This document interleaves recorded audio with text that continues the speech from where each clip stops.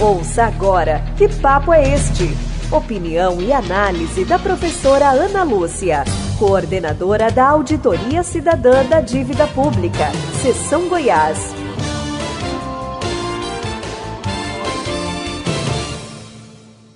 Hoje vamos fazer uma breve biografia da vida criminosa de Flávio Bolsonaro, candidato a presidente da República pelo PL, partido de Jair Bolsonaro. Flávio Bolsonaro é formado em Direito pela Faculdade Cândido Mendes, no Rio de Janeiro. Seu primeiro emprego formal foi um cargo comissionado na Câmara dos Deputados, em Brasília, exercido entre 2000 e 2002. Ele conciliava esse vínculo na capital federal com a faculdade presencial e um estágio no Rio de Janeiro. As duas cidades estão distantes 1.000 quilômetros, o que gerou investigações na época. Aqui, então, o seu primeiro trambique. Mas vamos em frente. Carla Aires postou fazendo as seguintes perguntas. Quem é o homem que quer ser presidente do Brasil? A história começa em 2018. A vereadora Marielle Franco e seu motorista Anderson Gomes são assassinados. Uma execução política clara pela luta de Marielle contra a milícia do Rio de Janeiro. Depois de muita pressão, o executor do crime foi identificado. Rony Lessa, um matador de aluguel. Mas Lessa não agiu sozinho. Ele integrava o escritório do crime, uma milícia especializada em execuções por encomenda. No comando desse grupo, Adriano da Nóbrega, ex-capitão do BOP. E é aqui que Flávio Bolsonaro entra na história. Em 2005, Adriano da Nóbrega estava preso, acusado por homicídio. E mesmo na cadeia, recebeu a medalha Tiradentes, a maior condecoração que os deputados do Rio podem oferecer. E sabe quem deu essa homenagem? Flávio Bolsonaro, que inclusive foi pessoalmente na cadeia entregar a medalha para Adriano. Achou estranho? Calma que pior. Quando as investigações sobre o assassinato de Marielle avançavam, mais uma informação foi revelada. Parentes de Adriano da Nóbrega trabalhavam no gabinete de Flávio. Eles foram colocados lá por Fabrício Queiroz, amigo pessoal tanto de Nóbrega, o chefe do escritório do crime, quanto de Lessa, o executor de Marielle. E falando em Rony Lessa, talvez você não saiba, mas a sua casa ficava a 100 metros da casa de Jair Bolsonaro, no condomínio Vivendas da Barra. Até agora, falamos do executor do crime e do chefe da milícia. Agora entra uma outra peça desse esquema. Quem encomendou a morte de Marielle? Esse nome é Domingos Brazão. Domingos é ex-deputado estadual na Alerj. Atuou em parceria com Flávio Bolsonaro por anos. Em 2006, quando Marcelo Freixo criou a CPI das milícias, 2 deputados se posicionaram contra Flávio Bolsonaro e Domingos Brazão. Ou seja, o executor de Marielle morava a 100 metros da família Bolsonaro, o chefe da milícia foi homenageado com medalha por Flávio e o mandante do crime era o seu colega de bancada na Assembleia do Rio de Janeiro. Agora, esse mesmo homem que tinha ligação com toda essa gente envolvida na execução de Marielle é comandar o Brasil. Eu te pergunto, você confia nele para lutar contra o crime organizado? Contra as milícias? Contra o feminicídio? Eu não. É claro que quando houve a CPI das milícias, Flávio Bolsonaro e Domingos Brazão, que mandou matar Marielle, foram contra a CPI. Mas tem mais. Lembram-se das famosas rachadinhas? Vamos ver como funcionavam. Assessores eram contratados, mas parte substancial ou a totalidade de seus salários era devolvida ao esquema de Flávio Bolsonaro. Fabrício Queiroz, ex-assessor de Flávio, foi apontado como operador financeiro responsável por recolher e gerir esses repasses.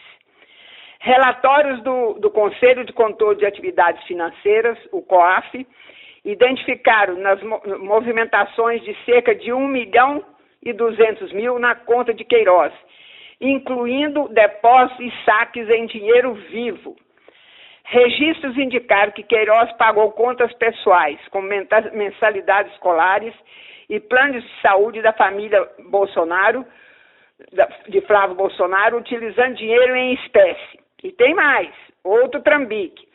Flávio Bolsonaro foi sócio de uma franquia da Copenhague, localizada em um shopping na Barra da Tijuca, Rio de Janeiro.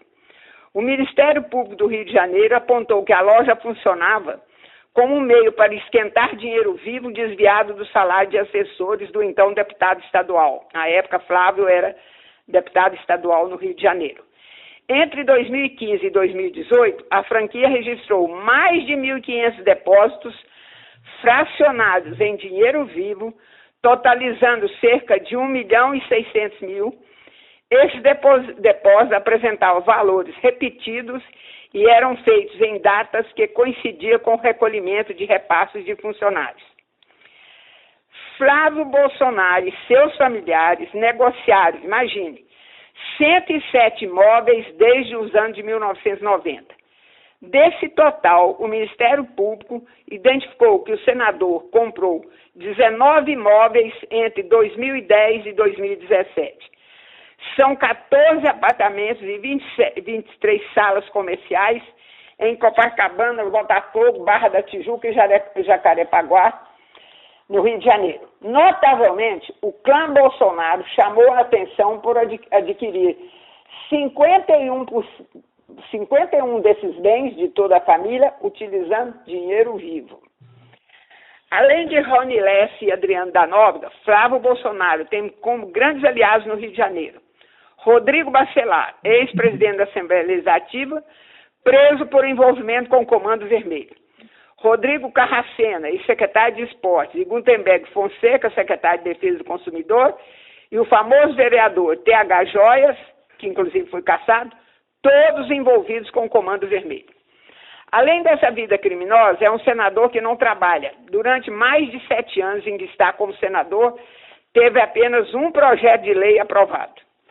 E para coroar sua vida de crimes, ele e toda a família se articularam ao criminoso preso Daniel Vorcaro, num projeto de poder com ramificações no Judiciário, na Câmara Federal, no Senado, em várias prefeituras, no sistema financeiro, com o governo do DF, se apoderando de bilhões de aposentados e pensionistas através da máquina de falcatruas com papéis sem valor do Banco Master, e que nós analisamos no programa anterior. Pego com a boca na botija, Flávio Bolsonaro foi aos Estados Unidos posar com Trump, presidente dos Estados Unidos, sugerindo a ele que aplicasse de imediato o que Trump já propunha há mais de um ano atrás, de declarar o Comando Vermelho e o PCC como organizações criminosas, o que abre caminho para que os Estados Unidos façam intervenção no Brasil e até invada com tropas militares para prender membros do PCC e do Comando Vermelho. Coincidentemente, uma ameaça de Trump feita há um ano se tornou realidade e os Estados Unidos declararam as duas organizações criminosas como terroristas. E todos nós que vivemos no Brasil estamos ameaçados, até de invasão por parte dos Estados Unidos. Para encerrar essa biografia de Flávio Bolsonaro, vamos ouvir a resposta que Lula deu à família Bolsonaro e aos Estados Unidos. Nós não aceitamos ser tratados como um moleque. Não sabemos ser tratados como se fosse uma republicana. Eu tive 3 horas com o presidente Trump. 3 horas com ele. Entreguei 4 documentos para ele.